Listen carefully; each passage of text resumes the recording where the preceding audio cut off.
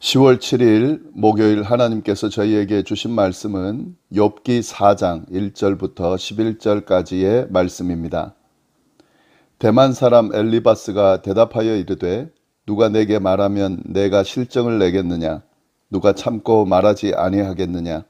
보라 전에 내가 여러 사람을 훈계하였고 손이 늘어진 자를 강하게 하였고 넘어진 자를 말로 붙들어 주었고 무릎이 약한 자를 강하게 하였거늘 이제 이 일이 내게 이름에 내가 힘들어하고 이 일이 내게 닥침에 내가 놀라는구나.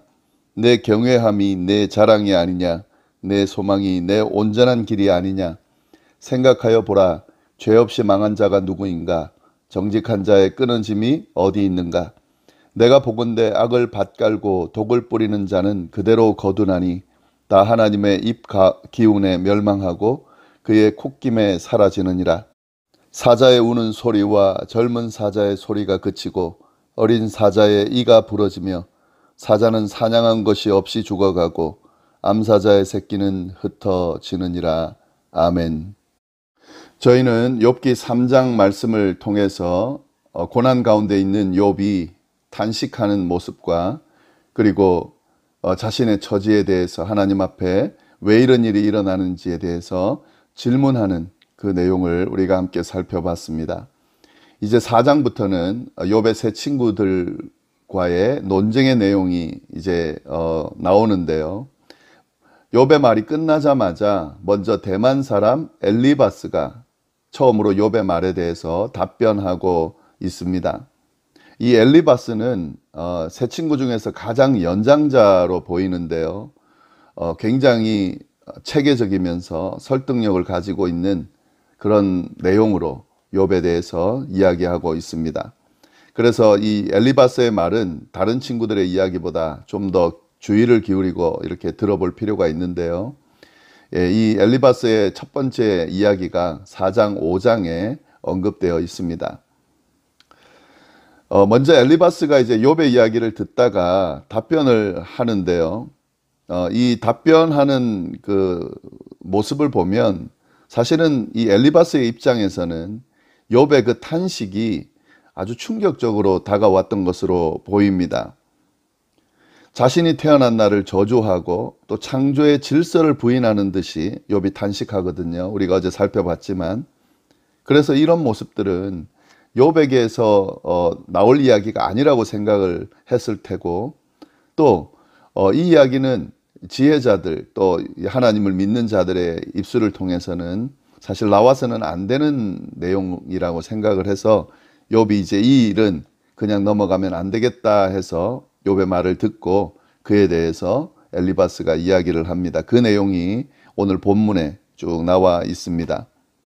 자, 엘리바스의 이야기를 한번 보겠습니다. 엘리바스는 어떤 식으로 이 욥에게 그의 이야기를 전개해 나가냐면요. 먼저 욥의 선행을 상기시킵니다. 욥이 어떤 모습이었는지, 고난당하기 전의 모습이 어땠는지, 하나님을 경외하며 얼마나 경건하게 살았는지를 상기시키면서요. 현재 욥의 모습이 어떤지 비교하면서 이야기를 합니다. 그러면서 이제 삶의 원리에 대해서 이야기해 주고 그리고 죄인에 대해서 심판하시는 하나님에 대해서 이야기하면서 욥의 그 모습을 지적하는 식으로 이렇게 이야기가 좀 전개가 되는데 먼저 3, 4절 보시면 욥의 선행을 욥이 어떤 모습이었는지를 상기시켜 줍니다. 3절, 4절 보라 전에 내가 여러 사람을 훈계하였고 손이 늘어진 자를 강하게 하였고 넘어진 자를 말로 붙들어 주었고 무릎이 약한 자를 강하게 하였다. 욥은 하나님을 경외하는 부자였죠. 그리고 지혜자였습니다. 그리고 그가 속한 공동체에서 많은 일을 했을 겁니다. 그리고 훌륭한 자다 이런 평가도 받았습니다. 이제 엘리바스의 이야기를 보면 여러 사람을 훈계했고 손이 늘어진 자를 강하게 했다. 가르치고 또 돕고 그렇게 일으켜 세우고 하는 그런 일을 했다는 거죠. 넘어진 자를 말로 붙들어 주었고 무릎이 약한 자를 강하게 했다. 말로 붙들어 주었다는 것을 조언을 했다는 거겠죠. 때로는 매서운 말로 때로는 다정한 말로 그렇게 힘들어하는 자들을 욥이 도와주었던 것을 이야기를 쭉 하고 있습니다. 그러니까 욥은 고난 당하기 전의 모습은 위로하는 사람, 희망을 주는 사람, 돕는 사람, 세우는 사람, 이런 사람의 모습이었던 거죠. 그런데 이제 이 욥의 현재 모습은 어떤가? 5절 6절에 엘리바스가 이야기합니다. 이제 이 일이 내게 이름에 내가 힘들어하고 이 일이 내게 닥침에 내가 놀라는구나. 내 경외함이 내 자랑이 아니냐. 내 소망이 내 온전한 길이 아니냐. 너가 과거에는 고난당하기 전에는 고난당하는 자를 위로하고 세우고 또 훈계하고 하면서 그렇게 했었는데, 지금 이제 네가 고난을 당할 때에 정작 자신에게 일어난 이 환난과 고난은 감당하지 못한다는 거죠. 힘들어한다는 거죠. 절망한다는 거죠. 도리어 자신의 생일을 저주한다는 거죠. 예, 이런 모습들을 보이고 있다 하는 거죠. 결국엔 너한테는 그 일이 닥치니까 너가 놀라고 힘들어하고 그렇게 하는구나 라고 엘리바스가 지적하고 있는 거죠. 자기가 다른 사람을 위로할 수 있었다면, 다른 사람의 고난을 도와줄 수 있었다면, 또 그 고난 가운데 있는 사람들을 훈계하고 또 바로 세울 수 있었다면, 자기도 그 말처럼 그 고난 가운데서 잘 감당하고 그렇게 훈계했던 것처럼 적용시킬 수 있어야 되는데 그렇지 못하고 있다 하는 거죠. 이 엘리바스의 지적을 가만히 들어보면은요, 굉장히 정확하고 맞는 이야기를 합니다. 네, 지금 이 이야기도 사실은 맞는 거죠. 그래서 욥이 마치 이중인격자 같은 모습을 지금 보이고 있다고 지적해주고 있습니다. 그러면서 이제 7절에 이어서 이야기하죠. 생각하여 보라. 죄 없이 망한 자가 누구인가? 정직한 자의 끊어짐이 어디 있는가? 그러면서 이제 욥이 지금 사실 이 고난을 당하는 것이 놀랄 것이 아니다. 지금 너의 죄 때문이다 라고 이야기를 합니다.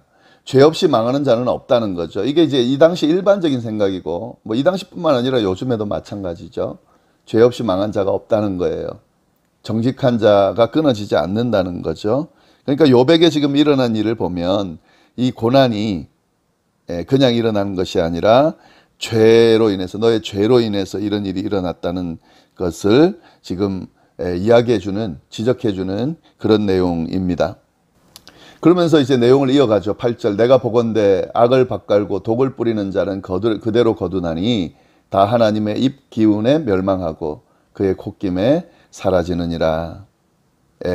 악을 심은 자는 악으로 그대로 거둔다는 거죠. 독을 뿌리는 자는 그대로 거둔다는 거죠. 그러니까 지금 심은 대로 거둔다.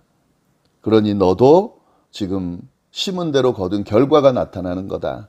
그러니 너가 그렇게 탄식하고 원망하고 마치 아무 죄가 없는 것처럼 그렇게 이야기할 것이 아니라 너의 죄를 보고 그 죄를 하나님 앞에 빨리 회개하고 빨리 하나님으로부터 용서를 받으라고, 그래야 그 고난이 없어진다고 지금 이렇게 훈계하고 있는 겁니다.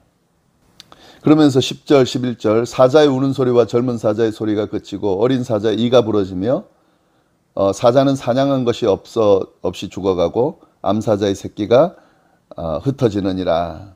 이런 심은 대로 거두는 결과로 인해서 죄인은 예외 없이 심판을 받는다. 하나님께서 이런 악한 자들, 또 죄를 지은 자들에 대해서는 심판하신다. 그러니까 이런 악을 갈고 독을 뿌린 자는 이런 하나님의 심판을 받을 수밖에 없다라고 지금 경고하면서 이것을 욥에게 적용해서 욥에게 지금 이야기해주고 있는 거죠.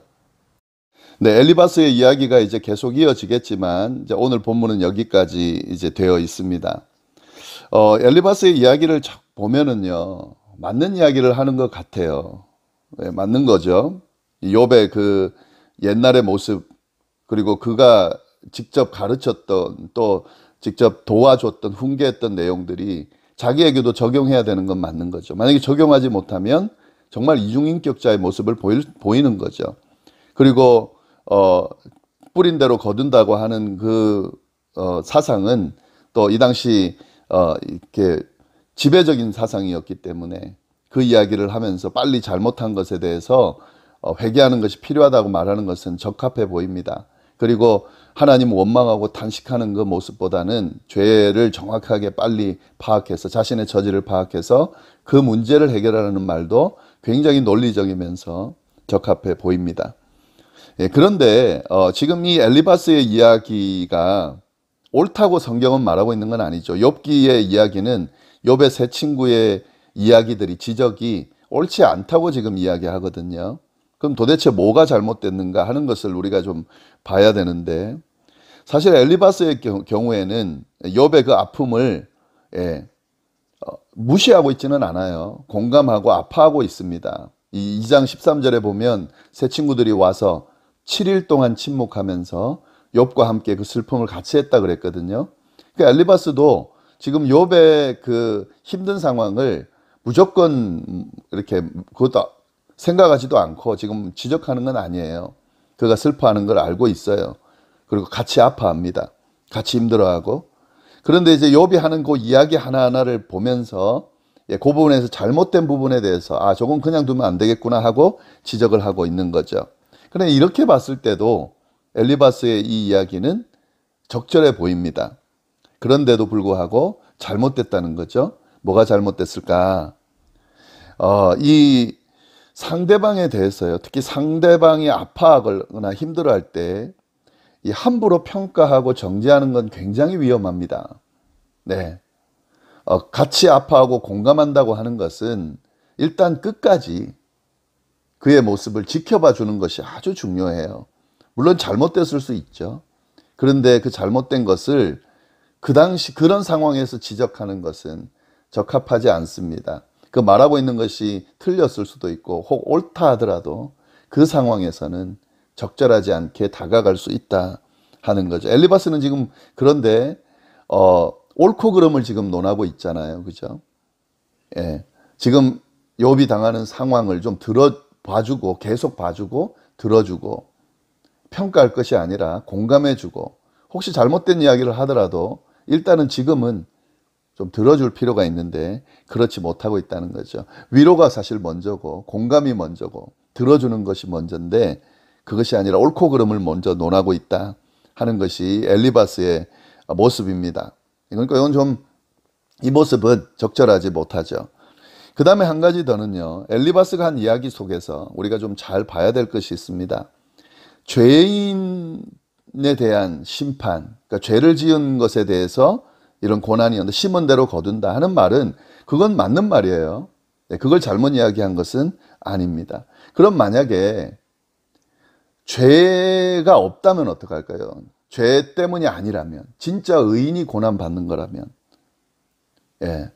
자기가 보기에는 욥이 지금 죄인이기 때문에 고난받는다고 지금 판단을 하는 건데, 정말 죄를 지었지 않았는데도 이런 고난이 온다면, 우리는 알죠. 우리는 앞에 1장, 2장 배경을 봤기 때문에 욥이 지금 죄를 지어서 고난당하는 게 아니에요. 그냥 테스트하는 거예요. 사단하고 하나님 사이에 이 대화 속에서 지금 사단이 하나님의 허락을 받아서 욥을 시험하는 겁니다. 이런 상황에서는 적절하지 않다는 거죠. 이 엘리바스 이야기가. 엘리바스의 경우도 마찬가지로 욥처럼 했을 거예요. 엘리바스가 이런 심은 대로 거둔다는 그런 생각을 갖고 있기 때문에 자기가 죄를 짓지 않았다면 그런 고난이 오는 것에 대해서 탄식하고 하나님께 질문할 수밖에 없겠죠. 욥이 지금 사실 그러고 있는 거예요. 그런데 엘리바스는 자기가 하는 말을 잘못 적용하고 자기가 생각하는 바를 잘못 적용하고 있다. 그러면서 충고하고 있다 하는 거죠. 그러니까 이 다른 사람 지적하는 것, 또 다른 사람들에 대해서 함부로 평가하고 정죄하는 것, 이거는 굉장히 조심해야 될 부분입니다. 사실 이것 때문에 문제가 많이 일어납니다. 지켜봐 줄 줄 알고, 들어줄 줄 알고, 또 침묵해 줄 줄 알고, 더 나아가서는 그를 위하여 기도해 줄 줄 아는 모습이 사실 정말 친구 사이에, 또 교회 공동체 구성원들 사이에 필요합니다.